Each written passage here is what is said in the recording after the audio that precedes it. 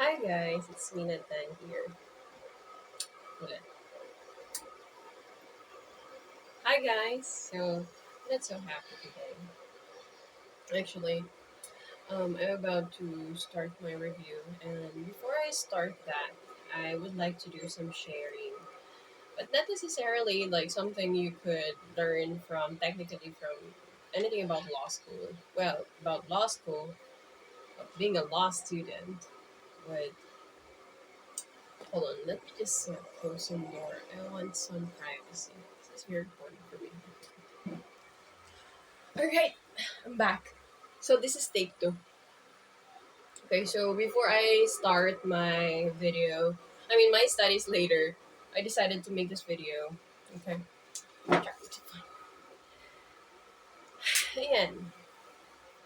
Um, okay, so I just wanted to do some sharing today. By the way, it's evening. Yes. So we started our school for like second week of August. Yes, second week of August. And I would say that I'm almost 1.5 months. Yes, running 2 months technically on the calendar. So, um, for almost 2 months in law school, there are things that I just realized, na-realize ko siya. So, ayun, number one, there are times in law school na actually ito yung pressure. To be honest, masaya ako. I'm so happy in law school. I'm glad. Like, ito yung naging inspiration ko and able for me to finish my college degree. Kasi, you know, um, I don't really, I don't really like what I graduated from, but I really appreciate the course, alright? And again, for the record, the thing that made me appreciate the course is actually being in law school, like after I graduate there. And here I am. I'm in law school. Yay! Yeah. Anyway, ito yung likod ko guys. Medyo malamok the audience, no? So, I just want to share yung tatlong bagay. Medyo seryoso guys. Hindi lang siya halata sa akin kasi palatawa ako. Pero, to be honest, um, I'm sad because I'm just being transparent. Andiyan yung mafe-feel mo na para napag-iiwanan ka. Napag-iiwanan, I believe, na hindi lang naman ako yung nakakaramdam nito. Kasi may mga classmates ako na talagang nag-PM yung iba sa akin. Like, they were sharing, like, just sharing how they feel or ano yung nararamdaman nila for that day, pertaining about our school or probably siguro after uh, ng isa naming subject, after nila mag-recite, they felt so bad about themselves. And, excuse me, lahat naman siguro nakaramdam nun. Pero may mga pagkakataon talaga na parang pakiramdam mo pag-iiwanan ka. Kasi in law school, syempre, kanya-kanya kayo dyan ng ano eh, kanya-kanya kayo dyan ng catch out na lesson. May mga kanya-kanya talaga. Although, all of you guys are studying the same syllabus, but at the same time, iba-iba kayo ng parang you're being particular in some topic. Like, yun talaga yung nagka-catch ng attention nyo. Like, for example, for some others, they are indulged to criminal law. Or for some, they were like into ethics. Or let's say, some others are on philosophy. So, iba-iba tayo. Still. Kaya medyo, when it comes to those specific subjects, medyo talagang, ano sila, parang, um, nakikita mo, lumulutang. Yun, lumulutang. But, yeah, may mga pagkakataon talaga na pakaramdam mo na pag-iiwanan ka. Especially sa GC, pagka may time na yan sa school nyo, may mga questions na ito throw na parang every, any kind of question that is related to law or anything na may mga legal concern, gusto mo, may masasabi ka rin or meron ka ding masasabi, but your knowledge is limited. Like, you are not contented just to give any advice na may konti ka lang nalalaman. And when some of your classmates just they gave their opinions and you feel like, oh, good pa sila alam yan. Although you don't even know where it is or if it's really based on your understanding, based from the provision or kinabipisa, regardless. But they still manage to send something or say something. Parang nagkakaroon ka ng parang you're trying to validate yourself na, am I learning enough? Am I learning based on the objective? Am I learning based from the what I'm supposed to? Yung mga ganong mga uncertainty. And you feel like you're slow, pakiramdam mo, wala ka pa rin alam. Yung ganon. Ayan, yan yung mga confusion. So, yan yung mga real talk, guys. Actually, I was starting already. I'm supposed to be telling this to a friend, pero I realized na magpakatotoo na lang on making a video. Kasi alam ko naman, probably, if you're able to watch this video, siguro naghahanap ka ng mga inspiration o mga real talk stories ng mga law students. Which is, eto na yun. Wala tong, as in talaga. Ultimo yung pagkamong likod ko, nakikita niyo. Kanino, pati kasi pero sinasabi ko talaga, guys, yun yung pakiramdam. I'm just being real, ha? Of course, hindi mo yung sasabihin in public. Pero I'm being real. Like, you have to be aware and conscious about how you feel. Kasi emotional intelligence and personal awareness in yourself, like how you feel, bakit mo nararamdaman yon, those feelings, why you're feeling those feelings, you should be able to identify those and so you can address yun. And second, yung pakiramdam na it's never enough. Yun, it's never enough. Paano it's never enough? Sa law school, ang daming mga pinapabasa, ang daming mga cases, ang daming mga subjects na kailangan namin pag-aralan, mga legal na medyo ang haba talaga ng mga readings. Paano it's never enough? Well,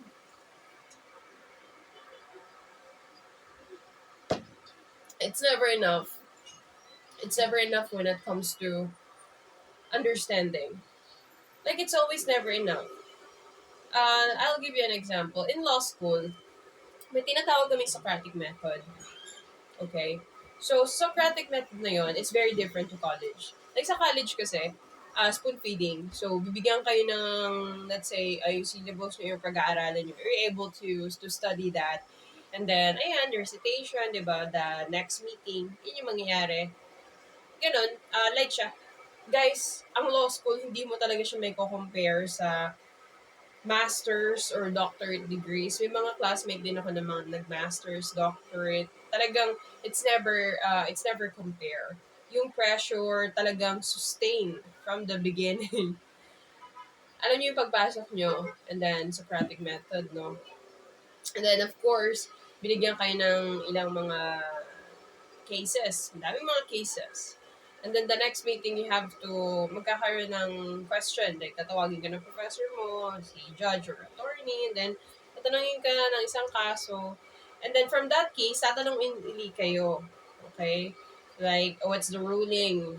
From the ruling, tatanungin kayo another question from that ruling. And from your answer, you will then be asked again. If you're not able to answer the question accordingly, okay, if you're not able to answer the question accordingly, some of the professor would try to help you by trying to um, uh, sustain with your words, with all the sufficiency of information, enable for you to remember or to extract that specific idea that he or she wants you to recite. So, yeah, so ganun yun. Nakatayo kayo all throughout that. Some professors, sabi nila, or nakatayo lang kayo if you're not able to answer the question correctly. Pero sa amin naman, wala namang ganun. Pero talagang, syempre, matatanda na kami lahat doon. Kumbaga, when I say matatanda, graduate na kami lahat ng degree. Kasi that's one of the requirements sa law school.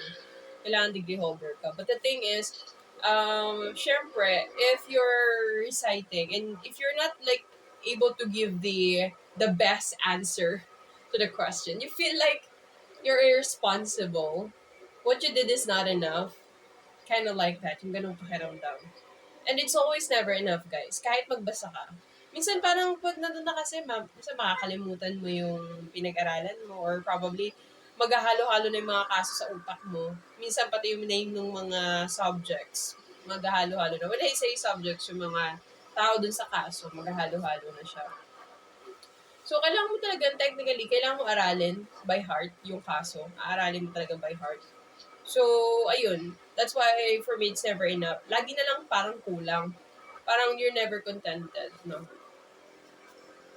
So, yung pangatlo doon, pangatlo is confused. Confused ka. Marami akong mga classmates, until now ha, yung mga edad nila doble ng edad ko or dalawat kalahati ng edad ko, mga ganyan. So, ganun talaga guys. So, confused sila. Confused, katulad ko. Confused not in a way na parang tama ba yung lugar ko na pinuntahan? Am I on the right environment? Do I really have to go in law school? Kind of like that. Mga ganun talaga. Pero ako, it's never been part of my confusion. My confusions, I would say, it's more on the cases. Yun talaga. Pero, minsan kasi, confused ka, minsan, papasok ka ba? Ganyan. Uunahin ko ba yung kaso na to or itong kaso muna na to kasi baka ito yung una itanong. Yung mga ganong confusions, minimal lang naman. Kumbaga, very technical, very based on the subjects.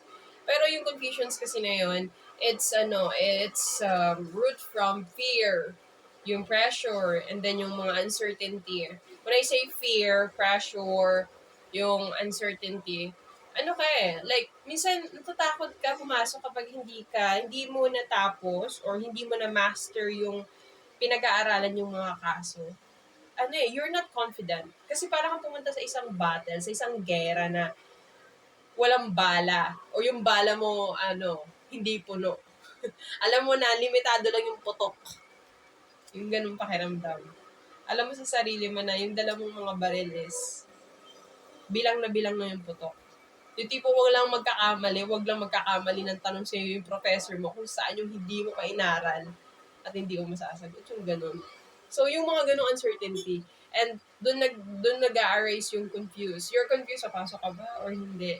Parang paninindigan mo na lang ba? It happens. So, ayun, actually, alam mo yung ganung pakiramdam.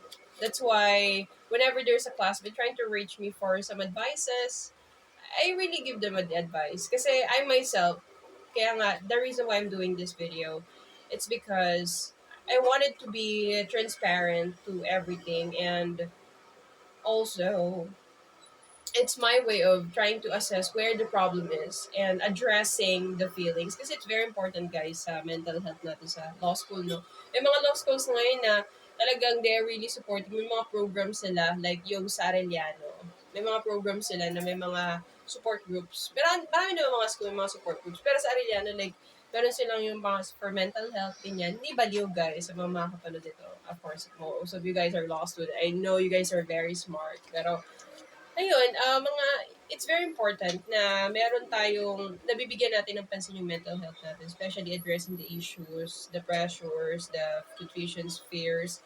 There are really certain reasons why are we having those feelings. And it's very important to address those para hindi siya lumaki. Okay? So, yes, my way of, all of those words, all of those experiences, feelings I shared to you, yung mga ganung pakiramdam, ina-address ko yun in a proper manner. So, paano ba yun? So, ganito. Inom mo na ang kape. Paano ko ina-address yun? By the way, I'm gonna make a videos pala guys about the cases. Isa pa to sa mga nakita ko. Wala ko nakita masyadong cases sa YouTube. So, I'm planning to make a cases. Ipopost ko siya. Para makatulong siya dun sa mga auditory type of learners. So, pwede nyo pakinggan yung mga ganong kaso. You don't have to read it. definitely have to read, guys. Okay, I don't advise you not to read only because you're auditory. You definitely have to read, but that will certainly help you to understand the case and also the other perspective of the case ahead of time before you read. Okay, again, you have to read your case. Baka sabihin nyo, sabi ni Mina, pag tutorial ka, pakinggan mo na lang. Hindi totoo yun. Magbasa kayo. So, ayun. How do I address yung mga ganong pakiramdam? Number one, pag pakiramdam mo na parang napag-iiwanan ka and pakiramdam parang kulang pa rin. Kasi ikaw lang nakakaalam nun eh. Yung pakiramdam na napag-iiwanan ka, guys, it's not on the basis of gaano kagaling yung mga nasa paligid mo or classmate mo. Of course, those are one of the factors to determine or to make you feel like napag-iiwanan ka, tulad ng sabi ko kanina. But when you say napag-iiwanan, you have to assess yourself. Like, you have to ask, did you do your best? Ginawa mo na ba yung best mo sa pag-aaral mo? Is that your best? Yan na ba yung sagat na may bibigay mo? Kasi baka naman, yung objective ng learning capacity mo for that certain subjects, hindi pa yun yung sagad because you're not giving your best time, your best effort, best focus. So you have to give your best. Diba? You have to give your best. Kasi as I says myself, um, the reason why nararamdaman ko yun, because I know it na medyo kulang pa, nakukulangan pa ako sa binibigay kong oras. So, I think I need to give at least straight 6 hours na walang tayo. May mga time kasi tayo ko ng tayo eh. Kuha ako ng kape, may tatawag. Meron pa mga other side hustles, alam niyo naman, di ba? I'm not gonna disclose those, those are personal stuff. But, ayun, pakiramdam ko, it's not enough. That's why I'm not able to achieve the main objective. Pero at the end of the day, since yun yung, I am aware na kulang pa yung binibigay kong effort sa time, I gave my time, I gave my effort. Kaya naman, from that days, and then here comes the next meeting, about to start, and tulad na sabi ko kanina, it's never enough. I feel like hindi pa to sapat, parang kulang pa din. Parang, I feel like it's not enough yet. Masasabi ko kasing sapat sa akin isang bagay. Kanya-kanya tayo ng definition. But for me, masasabi ko sapat ang isang bagay kapag any kind of anti-like kind of question, like any specific question about the certain case, I am able to masterly answer, that's the time I could say it's enough. Ayan. Yan yung pamantayan ko ng enough, guys. Well, say iba-iba tayo ng enough, di ba? But for me, that's my subjective definition of enough. For me, it's enough kapag na-master ko yung explanation or yung kaso, kahit ano pa itanong sa akin, that's the time I would say it's enough. And most of the time, I could say it's not enough. I only have just enough just to be in class. That's it. Dahil yun nga yung nararamdaman ko, talagang I study. And then, here are some classmates, they would ask, ayaw nila pumasok kasi ganito lang, hanggang dito lang daw yung page na nabasa nila. Then I would say na, if that's the only thing that you manage to do at your best, kasi may mga nag-work din sa kanila, and some of them are moms, mga parents na, lagi ko sinasabi, if that's the thing that you manage at your best, ibig sabihin, yan na yung nakayanan nyo, yan na yung sagad sa time nyo, effort, and everything, etc. If that's the only thing you can offer, then bring it. Diba? Just bring it on. Dalin nyo yan. Just go to class, present it, just offer what you can. If matanong ka, just prepare yourself. Matanong ka ng questions na medyo hindi mo pa talaga naaral ng sobra. Try to answer it as best as you can. Yung mga medyo naaalala mo, at least you tried. And then kung ano yung tingin mo na talagang ito kailangan ko itong pag-aralan, itong part na to, wala talagang laman kahit konti yung utak ko patungkol sa aralin na to. Then, when you study, prioritize those. Priority nyo. Ayun yung gagawin. That's how I do it. Kasi, alam nyo guys, sa law school, importante yung nagpapakumbaba ka. Dapat marunong ka magpakumbaba. Not in a way na parang, what I'm trying to say, I want to find a better term to say this, no? When I say dapat nagpapakumbaba ka, Of course, yung pagiging marespeto, magalang, that's basic, diba? That's given, diba? It gives to any person, regardless of the status. When I say pagkumbaba, guys, it's more on, if you have the humbleness kasi, ito when you go to law school, meron ka lang bilang na bala. Meron ka lang sapat na bala dun sa sandata mo. Yun yung inaral mo. Okay? Yung tipong huwag ka lang magkakamali ng putok, masasayang yun.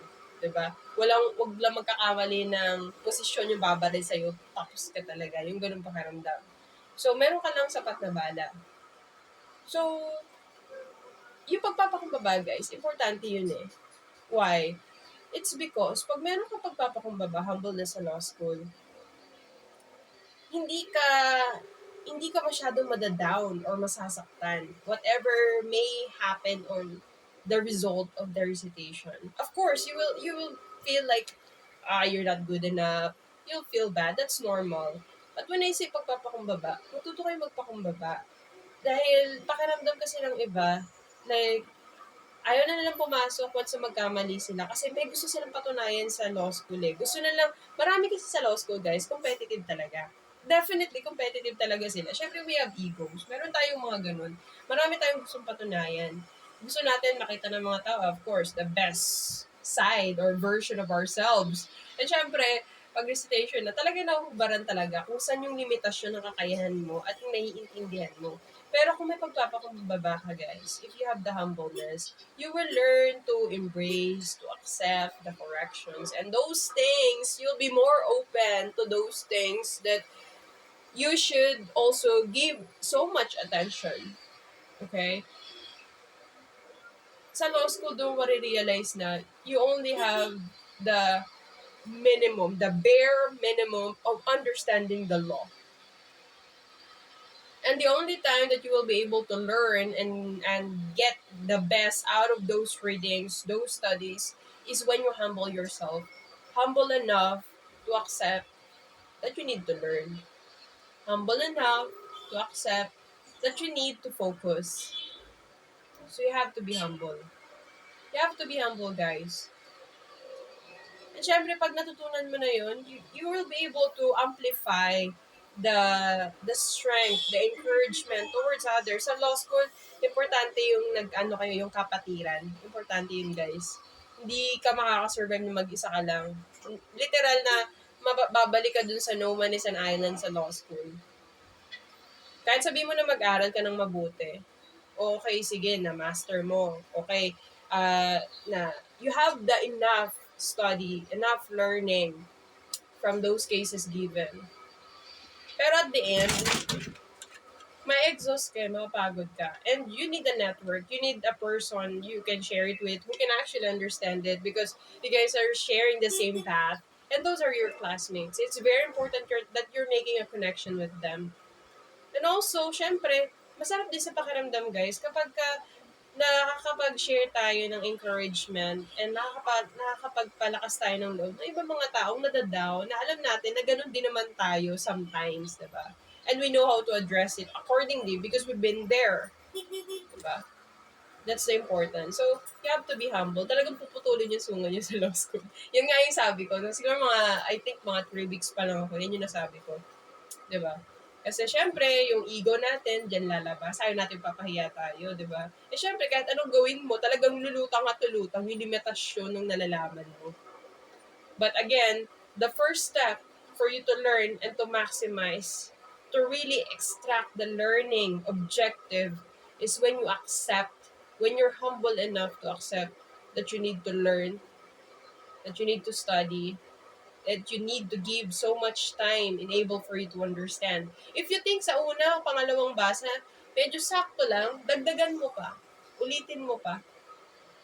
'Di ba? Kung nagawa ng iba isa, dalawa, huwag mong gayahin. If kailangan mo 3, 4, go ahead. 'Di ba? It doesn't make you a less person, doesn't make you a stupid person. What makes you stupid actually is when you try to say yes when actually don't. So you have to. And next is, of course, pag confused ka, natatakot ka or na-pressure ka or may mga uncertainty, katulad ng sinabi ko nga kaganina, magtanong ka. Magtanong ka. Siyempre, magtatanong ka dun sa mga kapwa mo law students na tingin mo responsable, 'di ba? Hindi ka magtatanong dun sa mga petics mo na law student na classmate. Or hindi ka magtatanong dun sa mga kaibigan mo na hindi na nag-proceed sa law school, pangarap ng law school, ayaw niya kasi nga mahirap daw. Or wag ka rin magtatanong dun sa mga tropa mo na hindi naman na talaga nag-aral or wala masyadong career path, walang plano, okay? Magtatanong ka dun sa credible para makakuha ka ng credible answer, credible advice, yan, credible na encouragement. Kasi pag doon ka nagtanong, yung encouragement na ibibigay nila is according doon sa comfort zone nila. Okay? So, what I mean by that, magtanong ka dun sa, let's say, sa wala masyadong plano na kaibigan mo sa college. Magtatanong ka dyan. Siyempre, sasabihin niyan, ay, nakukuha ko sa sis. Kaya na mag-aral dyan. Mag-focus ka na lang, mag-invest ka na lang sa, start ka na ng business. Then enjoy mo para at least weekend, masaya, di ba? May tinapos ka na rin naman eh. Graduate ka na rin naman, di ba? Siyempre, pag doon ka magtatanong, parang mapapaisip ka rin, oo nga, no? Lalo ka tuloy na confused kasi deep in yourself, gusto mo ng law. Di ba? So, ask the credible person. Kasi pag doon ka sa mga law student, mga classmate na credible advices din yung bibigyan nila sa'yo. Bakit? Kasi, bilang isang law student, naranasan din nila yung nararanasan mo. Okay? When you see your classmate performing well, doing good, it doesn't mean na hindi nila nararanasan yung nararamdaman mo. It's just that they know how to manage those feelings, those experiences, those uncertainties, and they know whom to connect accordingly. They have a good network. Ibig sabihin, you have to surround yourself with good people. When I say good people, credible people who can actually amplify or share with you, impart something positive about the law school. Diba? Surround yourself with the person who you want to be in the future. You want to be a lawyer, that's why you're in law school. And then you will surround yourself with people who's always on gimmick every weekend. Okay na mag-gimmick, guys. Pero may limitasyon kasi lahat ng bagay. And I don't have to elaborate these things kasi I believe na if you're watching this video, probably you're a law student and you're looking for some aspiration or probably a real shared thought from a law student, and this is it. I don't have to explain that. I know you understand what I mean. Surround yourself with people na you can be who you see yourself, who you want to be in the future. If you know some people, mga seniors sa law school, surround yourself with them. Make a connection with them. Have a TikTok, not a TikTok, like have a chit chat with them, not a TikTok. Diba? If you know some lawyers, have a mentor. Diba? Mag-mentor kayo. Make a connection with some judge, professor nyo. If you can make some, have chat or talk with them, go ahead. It's always good to surround yourself with the people who you want to be in the future. Again, nilagay ko yan sa laptop ko guys sa college. Nilagay ko doon sa note. Surround yourself with the people who you want to be in the future. Gusto mo maging doktor, pero mga nakapaligid sa'yo, mga hindi naman nag-aaral, or wala nang balak mag-aaral. Gusto mo maging doktor, pero ang pinapaligid mo sa sarili mo, mga taong salungat dun sa linya ng medisina. Mahirap yun, diba? Gusto mo nang maging successful businessman in the future, pero you're surrounding yourself with people na maraming utang. Mahirap mag-lending, mahilig mag-lending, mahilig mangutang yung mga online na mga lending. Does that make sense? Of course, you will learn somehow kasi yung mga pros and cons, pero at the end of the day, yung may impart nila na objective perspective is based on their comfort zone. And ano ba yung comfort zone nila? Yung comfort zone nila, yan yung kung ano yung buhay nila. Okay? Again, I'm not discriminating yung mga tao nangungutang. May mga dahilan naman bakit sila nangungutang. Iba-iba tayo ng tahakin, iba-iba tayo ng dahilan. But what I'm trying to say, guys, since you're watching this video, I know you're a law student, you are smart enough to find ways to try to address how you feel right now. Surround yourself with the people who you want to be in the future. You want to be a lawyer? Ano ba yung mga taong nakapaligid sa lawyer? Pag-aralan nyo. Diba? Pag-aralan nyo. Gusto mo maging abogado? Ano ba yung mga pinapanood ng abogado? Kailangan ba ang abogado nagbababad sa TikTok, nanonood ng mga babaeng gumigiling? Kailangan ba ang isang abogado nagbababad sa TikTok, nanonood ng mga lalaking kumakaldag na may mga abs? Well, it's nice to have an abs, pero you know exactly what I mean. Again, I don't have to elaborate. Diba? So, what I'm trying to say, guys, at the end, surround yourself with the people who you want to be in the future. Watch those things that can help you grow in law school. Drink a coffee. Mind your diet. When I say diet, hindi ka magpapayat. Maraming mga misconception dyan. When I say diet, yung, andun yung go, glow, grow. Let's go back to the basics, elementary. Dapat may gulay, may meat, may carbs. Kailangan nyo yan, guys. Kailangan natin yan. And then, we have to get a good sleep. Diba? Although, siyempre, mahirap talaga kunin yung 7 to 8 hours na tulog. Pero, let's try to sleep. Yung kesa igala natin, isi-chit-chat natin, ilalaro natin ng ML. May naglalaro pa ba ng ML? I'm not sure. Hindi naman kasi ako naglalaro. And I never learned how to play ML. Pero, yung gagamitin natin para sa mga ibang extracurricular activities, diba? Outside of law school, ano muna, gamitin natin sa pagtulog kung hindi naman tayo mag-aaral. If we're supposed to sleep, let's sleep. Diba? Again, surround yourself with the good people. Again, number 1. Matuto mo pa kung baba. Surround yourself with the people who you wanna be. Come in the future. Third, yung health nyo. Diba? Make sure na napapangalagaan yung kalusugan nyo. Madalas sa law school, ang mga law student mahilig sa kape. Totoo yan, guys. And napa-testify ko yan. I testify that. Ngayon, kung mahilig kayo sa kape, guys, let's try to limit yung coffee din. And syempre, kung magkakape ka, pag-aralin nyo guys na, di ba yung iba kasi sa inyo nagki 3-in-1? Try to have the black coffee and then sugar. Mag-start kayo doon. And then, unti-unti yung bawasan yung sugar hanggang sa dumating kayo sa point na plain black coffee na lang. Kasi mas healthy yun, guys. Okay? Hindi nyo kasi makukuha sa isang shift na gano'n. Siyempre, 3-in-1, from 3-in-1, mas bibila ka mag-black. Of course. Anong lasa nun, di ba? Hindi mo appreciate yung lasa. So, try to have the black coffee muna, then sugar. That's what I did before when I was in college. Yan. And so during college, I'm studying while I'm schooling. So, coffee really plays a big part in my years. Ayun. So, ayun lang naman guys. Meron pa ba ako nakalimutan? Let me check. Yun lang yung mga literal na real talk before I start my studies. Ayun nga guys. So, ngayon kung law student ka ngayon, you're watching this video, make a network. Tingnan mo, observe kung sino ba yung mga taong tingin mo is good example or maganda yung influensya sa'yo sa law school. 'Di ba? Marami kasi dyan nag-encourage, pero yung pala, puro encouragement lang. Pero, 'di ba? Puro ano na lang, puro okay lang yan, 'di ba? Mahirap yung ganun. 'Di ba? Yung okay lang yan would work after the disaster, 'di ba? Of having a bad receipt. Pero, may ginagawa, di ba? To make things improve and better in the future. Okay?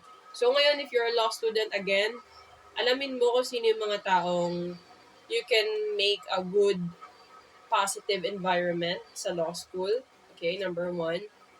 Pangalawa, humbleness. Yan. You have to be humble.